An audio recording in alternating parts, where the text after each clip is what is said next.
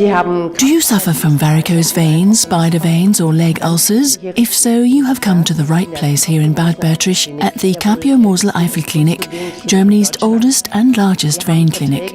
We have contracts with all the health services, both statutory and private, and we can provide financial assistance. Today I would like to show you around, starting in the ambulance. Here we are at the drop-in centre for patients coming to Bad Bertrich to have their veins treated. At the first intake, a preliminary examination is required, and for that we will go to our Bad Bertrich Medical Care Centre for Veins. We now have to be a little quiet. This is where the first examination takes place. Come along. This is a completely normal infrared light-based LRR examination. What happens here? We test the veins' refill time. Inside the veins are venous valves, which work like a backflow valve, so the blood doesn't flow down and away. When these valves are worn out, the blood flows back unimpededly, and the result are varicose veins. What's the verdict here? Well, on the right leg, it's completely normal, the curve runs down beautifully, and on the left it is a little faster, it's over sooner. Which means we have to do some additional examinations. And so we've reached the second examination, the VCP, the Venous Congestion Plethysmography, a difficult word but a very important examination. Through the VCP we measure the amount of blood which flows through the veins with cuffs like these. Just like when we measure blood pressure, these cuffs are slipped onto the legs.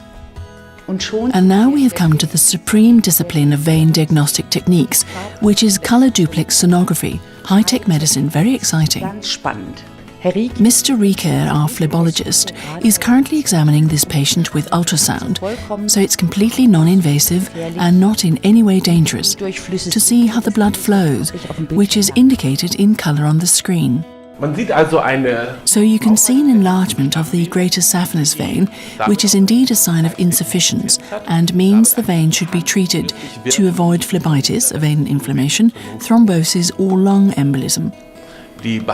Traditionally, the treatment would consist of an operation or an endoluminal laser or radiowave therapy. This is a method which really makes the underlying vessels visible. Very much worth seeing. Mr. Greiner, how does it work? We work with state-of-the-art infrared technology, which renders the feeder veins of the spider veins clearly visible, so that we can apply sclerotherapy. Here, for example, we can see all the feeder veins, which lie below the skin's scleral veins, and which we can now destroy.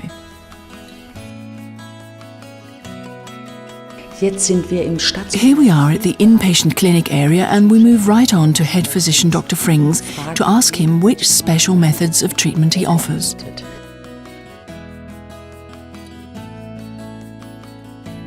Dr. Frings, you and your team perform more than 12,000 vein operations every year. Patients come from Germany, but also from all over the world. Why do they all want to come to Bad Bertrich to have their varicose veins treated? Well, we are the oldest veins clinic in Germany, and we operate at the highest level. What special treatments do you offer? For one, we operate under local anaesthetic, so generally we don't apply a general anaesthetic, and secondly, for years now we have been working extremely gently and non-invasively. This minimally invasive aspect has been very important here for many years, so that patients not only have an aesthetically pleasing result, but are also treated without causing complications. Thank you very much.